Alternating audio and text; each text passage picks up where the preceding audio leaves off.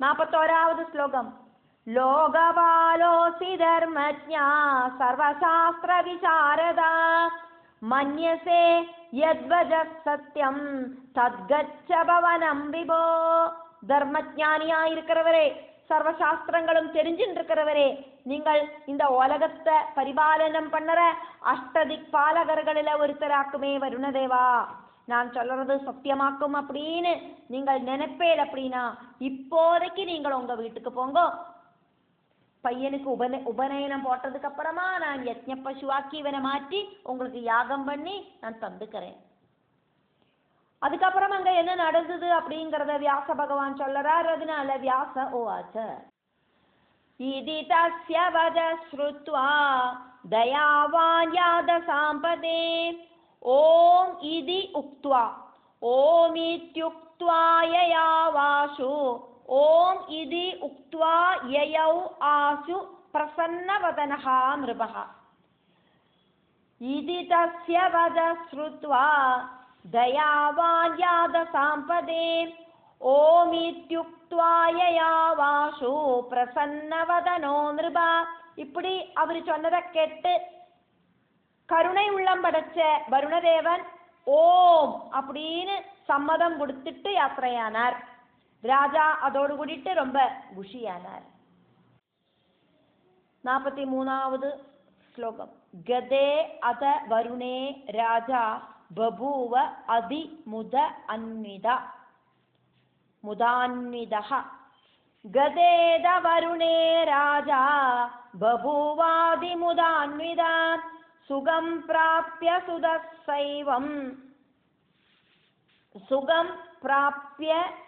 சுதஸ்ய ஏவம் ராஜா முதம் அவாபஹ.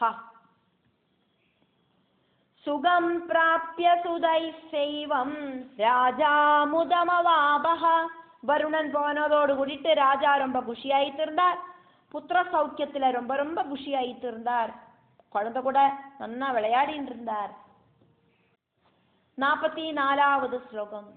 சகார ராஜகார்யாணி ஹரிச்சந்திரஸ்ததா மிருப காலேன விரஜதா புத்ரோ பபூவ தசவார்ஷிகா.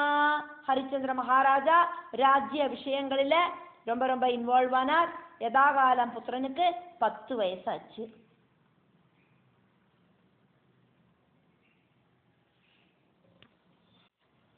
நாற்பத்தஞ்சாவது ஸ்லோகம். தஸ்யோபவீத சாமக்ரீம் விபூதி சதிருஷீம் நிருபா. தஸ்யஹா உபவீத சாமக்ரீம் விபூதி சதிருஷீம் நிருபஹ. சகார பிராமணைஹி சிஷ்டைஹி அன்விதஹ சஜீவைஹி ததா. தஸ்யோபவீத சாமக்ரீம் விபூதி சதிருஷீம் நிருபா. சகார பிராமணை சிஷ்டைரன்வித சஜீவைஸ்ததா. தன்னோட பிரதாபத்துக்கு தகுந்த மாதிரி புத்திரனை உபநயனம் செய்யறதுக்கான அரேஞ்ச்மெண்ட்ஸ் எல்லாம் செஞ்சார். உத்தம பிராமணர்கள் கிட்டையும் மந்திரிகள் கிட்டையும் எல்லாம் கூடி ஆலோசனை பண்ணி அதுக்கான சர்ச்சையை செய்யறதுக்கு ஆரம்பிச்சார். 46வது ஸ்லோகம். சத்திரிய குலத்துல இருக்கிறவாளாக்குமே. அதனால 11வது வயசுல விதிபடி புத்திரனுக்கு உபநயனம் பண்றதுக்கு தீர்மானம் பண்ணினா. ஏகாதசே சுதஸ்யாப்தே விரதபந்த விதௌ நிருபா விததே விதிவத் காரியம் சித்தே சிந்தாதுரப்புனா. 11வது வயசுல விதிபடி புத்திரனுக்கு மேகலாபந்தம் நடத்தினார். அதுக்கப்புறமா ராஜா ரொம்ப கவலையோடு கூடிட்டு உட்கார்ந்துட்டு இருந்தார். இப்ப வருவார் வருணதேவன், என்னத்த சொல்றது. 47வது ஸ்லோகம். வர்த்தமானே ததா கார்யே உபநீதே குமாரகே ஆஜகாமாத வருணோ விப்ரவேஷதரஸ்ததா. உபநயன கர்மம் முறைப்படி நடந்துட்டு இருக்கிறத வருண பகவானதா பிராமணனோட வேஷத்துலதா அங்க வந்துட்டார். 48வது ஸ்லோகம். தம் வீட்சிய நிருபதி ஸ்தூர்ணம் பிரணம்ய புரதஸ்திதா கிருதாஞ்சலி புட பிரீதா பிரத்யுவாஜ சுரோத்தமோ. வருணதேவனோட காலில் விழுந்து மகாராஜா நமஸ்காரம் பண்ணினார். அவரோட முன்னால கைய கூப்பி தொழுதுண்டு நின்னார். சந்தோஷத்தோடு கூடிட்டு தேவசிரஷ்டனான வருணன் கிட்ட ஹரிச்சந்திர மகாராஜா இப்படி சொன்னார். 49வது ஸ்லோகம். தேவதத்தோபவீதயோயம் தேவதத்தः உபவீதயः அயம்.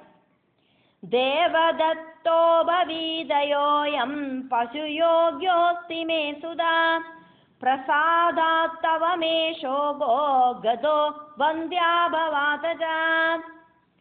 தேவதத்தனாயிருக்கிற, அதானது தேவசிரஷ்டனாயிருக்கிற வருண பகவானால எனக்கு கொடுத்த என்னோடு புத்திரன், அதாக்கும் தேவதத்தன் அப்படின்னு சொன்னது. தேவன் கொடுத்த என்னோடு புத்திரன், அந்த புத்திரனோடு உபநயனம் முடிஞ்சிடுத்து. இவன் இப்போ யஜ்ஞ பசுவாகிறதுக்கு யோக்கியனாயிட்டு இருக்கான். உங்களோட கிருபையினால புத்திரன் இல்லாத வந்தியன் அப்படிங்கிற பேருதோஷம் எனக்கு, அபவாத துக்கம் எல்லாம் எனக்கு இல்லாம போயிடுத்து. 50வது ஸ்லோகம். கர்த்துமிச்சாம்யஹம் யஜ்ஞம் பிரபூதவரதட்சிணம் சமயே ஸ்ருணு தர்மஜ்ஞா சத்யமத்ய ப்ரவீம்யஹம். தர்மஜ்ஞா, நான் நிறைய தட்சிணங்களோடு கூடின யஜ்ஞத்தை யதா சமயம் செய்யறதுக்கு ஆசைப்படுறேன். கேளுங்கோ, நான் உண்மையாக்கம் சொல்லுறேன், நான் பொய் பேசலை. 51வது ஸ்லோகம். சமாவர்த்தன கர்மாந்தே கரிஷ்யாமி தவேப்சிதோ மமோபரி தயாம் கிருத்வா தாவத்வம் சந்துமர்ஹசி. சமாவர்த்தனம் முடியணும். சமாவர்த்தனம் முடிஞ்சாதான் நீங்கள் ஆக்ரஹிக்கிற மாதிரி இந்த யாகம் செய்யறதுக்கு எனக்கு சாதிக்கும். அதனால கருணை தோணிட்டு சமாவர்த்தன காலம் முடியற வரைக்கும் நீங்கள் பொறுமையோடு கூட்டிட்டு இருக்கணும். அதுக்கு வருண பகவான் பதில் சொல்றார். வருண உவாச்ச. 52வது ஸ்லோகம். பிரதாரயசி மாம் ராஜன் புத்திர பிரேமாகுலோ விருஷோ முகுர்முகுர்மதிம் கிருத்வா யுக்தி யுக்தா மகாமதே. ராஜசிரஷ்டா, நீங்கள் ரொம்ப ரொம்ப யுக்தியோடு கூடிட்டு காரிய காரண சகிதம் ஓரோரோ உபாயங்கள் கண்டுபிடிச்சு புத்திரன் கிட்ட இருக்கிற அதியான பாசத்தால மறுபடியும் மறுபடியும் டைம் கேட்டு என்ன ஏமாத்தின்னு இருக்க. முதல்ல வந்தோடனே 30 நாள் டைம் கேட்ட தம்பதிகளாயிட்டு நின்று இந்த புத்திரனுக்கு யாகம் பண்ணணுமே அப்படின்னு. அதுக்கப்புறம் குழந்தைக்கு பல்லு முளைக்கட்டுன்னு சொன்ன, அதுக்கப்புறம் குடிமி முறிக்கணும்னு சொன்ன, அதுக்கப்புறம் உபநயனம் பண்ணணும்னு சொன்ன, இப்ப இதா சமாவர்த்தனம் முடிக்கணும்னு சொல்லுற. இப்படி நீங்களை ஏமாத்தின்றே இருக்கேளே என்ன. 53வது ஸ்லோகம்.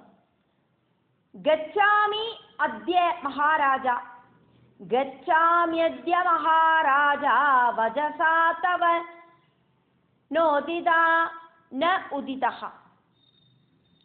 கச்சாம்யத்ய மகாராஜா வஜசா தவ நோதிதா ஆகமிஷ்யாமி சமயே சமாவர்த்தன கர்மணி. நீங்கள் சொல்றத கேட்டு நம்பிட்டு நான் இப்ப மறுபடியும் போறேன். எத்தனை தடவை தான் வருது. சமாவர்த்தன கர்மம் நடக்கிறத நான் மறுபடியும் இங்க வந்திருப்பேன் கட்டாயம். அப்ப பேச்சு மாறக்கூடாது. 54வது ஸ்லோகம்.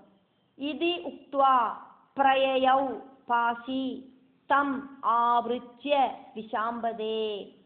இத்யுக்த்வா பிரயயௌ பாசி தமாவ்ருச்ய விஷாம்பதே ராஜா பிரமுதித காரியம் சகாரஜ யதோத்தரம் யதா உத்தரம். ராஜாவே, இப்படி அந்த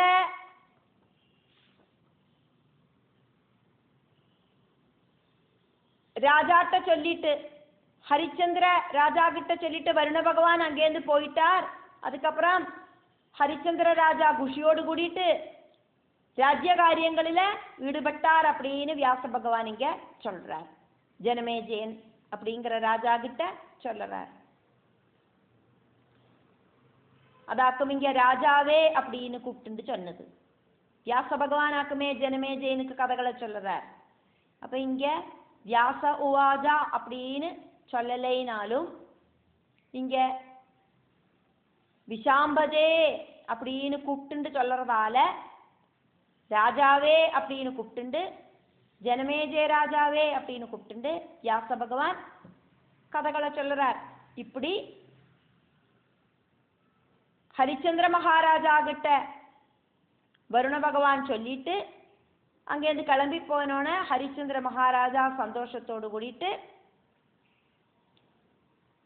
அவரோட வேலைகளில் முழுகினார். 55வது ஸ்லோகம். ஆகதம் வருணம் திருஷ்ட்வா குமாரோதி விஜக்ஷண யஜ்ஞஸ்ய சமயம் ஞாத்வா ததா சிந்தாதுரோபவத். அதி புத்திமானா இருக்கிற ரோஹிதாஸ்வன் அப்படிங்கிற ஹரிச்சந்திர புத்திரன் வருணன் வந்ததை பார்த்தான். குழந்தைக்கு இப்போ காரிய விவரங்கள் எல்லாம் தெரியற பிராயமாயாச்சு, 10-11 வயசாயாச்சே. யஜ்ஞத்துக்கான சமயம் அந்த குழந்தை தெரிஞ்சின்றது. ஏதோ பெரிய யஜ்ஞம் நடக்க போறதுன்னு இவா பேசிக்கிறாளே அப்படின்னு எல்லாம் தெரிஞ்சது. அதோடு கூடிட்டு அந்த குழந்தை யோசனை பண்ணிட்டு இருந்தது. 56வது ஸ்லோகம். சோகஸ்ய காரணம் ராஜ்ஞா பர்யபிருச்சதிதஸ்ததா ஞாத்வாத்மவதமாயுஷ்மன் கமனாய மதிம் ததௌ. ராஜாவோட துக்கத்துக்கான காரணம் என்னவாக்கும் அப்படின்னு நிறைய பேருக்கு அந்த குழந்தை ரோஹிதாஸ்வன் கேட்டு தெரிஞ்சுட்டான். அதுக்கப்புறமா அப்பா என்ன யஜ்ஞ பசுவாக்கிட்டு கொன்னுடுவார் அப்படின்னு தெரிஞ்சுட்ட அந்த குழந்தை அங்கேருந்து எங்கேயாவது கிளம்பி ஓடி போயிடலாம் அப்படின்னு முடிவு பண்ணிச்சு. 57வது ஸ்லோகம். நிச்சயம் பரமம் கிருத்வா சம்மந்திரிய சஜீவாத்மஜை பிரயயௌ நகரா தஸ்மாத் நிர்கத்ய வனமப்யசௌ. அப்படி தீர்மானம் பண்ணி உறப்பிச்சுட்டு மந்திரி புத்திரர்களோடு கூடிட்டு ஆலோசனை பண்ணிட்டு அதுக்கப்புறம் அந்த ரோஹிதாஸ்வன் அப்படிங்கிற ஹரிச்சந்திர புத்திரன் அங்கேருந்து இறங்கி வனத்துக்கு யாத்திரையாயிடுச்சு, ஆரிட்டையும் சொல்லாம கொள்ளாம. 58வது ஸ்லோகம். கதே புத்ரே நிருப காமம் துக்கிதோ பூத்பிருஷம் ததா பிரேரயாமாச தூதான் ஸ்வாம் சஸ்யான்வேஷண காம்யயா. புத்திரன் வனத்துக்கு கிளம்பி போயினோன்னு ராஜா ரொம்ப துக்கம் அனுபவிச்சார். அவன் எங்க அப்படின்னு தேடிண்டு வரத்துக்கு ஆசைப்பட்டு ராஜா தன்னோட தூதர்களை அப்பாயிண்ட் பண்ணினார். உயிருக்கு பயந்து ஓடி போனதாக்கும் புத்திரன். 59வது ஸ்லோகம். ஏவம் கதேத காலே சௌ வருணஸ்தத்கிருஹம் கதா ராஜானம் சோக சந்தப்தம் குரு யஜ்ஞமிதி ப்ருவன். இப்படி கொஞ்ச நாள் போனோன்னு வருணதேவன் அங்க ராஜாவோட கிரகத்துல வந்தார். சோகத்தோடு கூடி உட்கார்ந்து இருக்கிற ராஜா கிட்ட யாகம் நடத்துங்கோம் ராஜாவே அப்படின்னு சொல்லி இந்தாக்கும் அவர் வந்தது. 60வது ஸ்லோகம். ராஜா பிரணாம்ய தம் பிராஹா தேவதேவ கரோமி கிம் ந ஜானே க்வாபி புத்ரோ மே கதஸ்த்வத்ய பயாகுல. ராஜா பிராமணனை நமஸ்காரம் பண்ணி அவர்கிட்ட சொன்னார், தேவர்களோடெல்லாம் தேவனாயிருக்கிற வருணதேவா, நான் என்ன செய்யட்டும் எனக்கு தெரியாது. என்னோட புத்திரன் பயந்து நடுங்கி எங்க போயிருக்கான் அப்படிங்கிற விஷயம் எனக்கு தெரியாது. நான் சொல்லலை, எப்படியோ அவன் தெரிஞ்சுட்டான், அவனை நான் கொன்னுடுவேன் அப்படின்னு அவன் பயந்து ஓடி போயிட்டான். 61வது ஸ்லோகம். சர்வத்ர கிரிதுர்கேஷு முனீனாமாஸ்ரமேஷு ச அன்வேஷிதோ மே தூதைஸ்து ந பிராப்தோ யாத சாம்பதே. எல்லா மலைகளோடு குகைக்குள்ளேயும் முனிகளோட ஆசிரமங்களிலேயும் என்னோட தூதர்கள் அந்த புத்திரனை தேடிண்டு போனா அப்படின்னாலும் அந்த குழந்தைய கண்டு கிடைக்கலை. 62வது ஸ்லோகம்.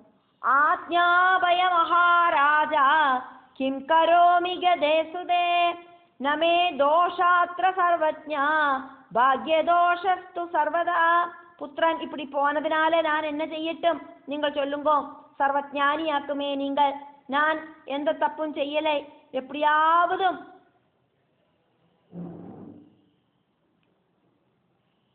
யாகம் பண்ணிடலாம் அப்படின்னு நினைச்சுட்டு தான் இருந்தேன். இப்படி ஆயிடுத்தே.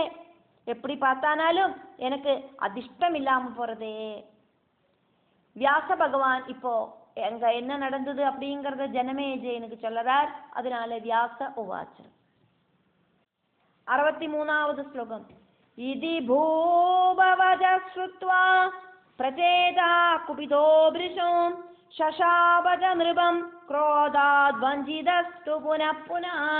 രാജാവോട് വാക്കുകളെ കേട്ടോണ വരുണനുക്ക് കോപം വന്നത്. மறுபடியும் ஏமாத்திண்டே இருக்கியே ராஜாவே நீ அப்படின்னு ராஜா கிட்ட கோபம் வந்து ராஜாவை சபிச்சார் வருணதேவன். 64வது ஸ்லோகம். நிருபதேஹம் த்வயா யஸ்மாத் வஜசாஜ பிரவஞ்சிதா தஸ்மாத் ஜலோதரோ வியாதி த்வாம் துதத்வததிதாருணா.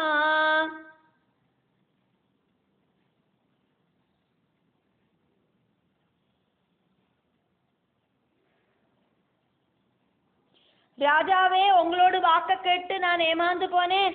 அதனால ஜலோதரம் அப்படிங்கிற அதிதாருணமான வியாதி உங்களை கொடுமைப்படுத்தட்டும் இப்படின்னு சொல்லிண்டாக்கும் அந்த ராஜாவை வருணதேவன் சபிச்சது. എന്നിട്ട് அங்க என்ன நடந்தது அப்படிங்கறத வியாச பகவான் சொல்றார். வியாச உவாச்ச. 65வது ஸ்லோகம். இதி சப்தோ மஹீபாலா குபிதேன பிரஜேதசா பீடிதோ பூத்ததா ராஜா வியாதினா துக்கதேனதோ. கோபம் வந்த வருணதேவன் ராஜாவை இப்படி சபிச்சாரே. துக்கத்தோடு கூடின துக்கங்களை ரொம்ப ரொம்ப கொடுக்க கூடின அதி கடினமான அந்த வியாதி அந்த ராஜாவை பாதிச்சது.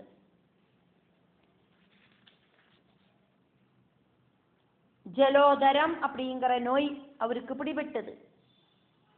66வது ஸ்லோகம். ஏவம் சப்த்வா நிருபம் பாஷி ஜகாம நிஜமாஸ்பதம் ராஜா பிராப்ய மகாவியாதி பபூவாதீவ அதீவ துக்கிதா. இப்படி ராஜாவை சபிச்சிட்டு வருணன் தன்னோட வாசஸ்தானத்துக்கு போனார். மகாவியாதி பிடிபட்ட ராஜா ரொம்ப ரொம்ப சங்கடப்பட்டு வாழ்ந்தார். இப்படி சொல்லிட்டு தேவி பாகவதத்துல சப்தம ஸ்கந்தத்துல 15வது அத்தியாயம் முடிவடைகிறது.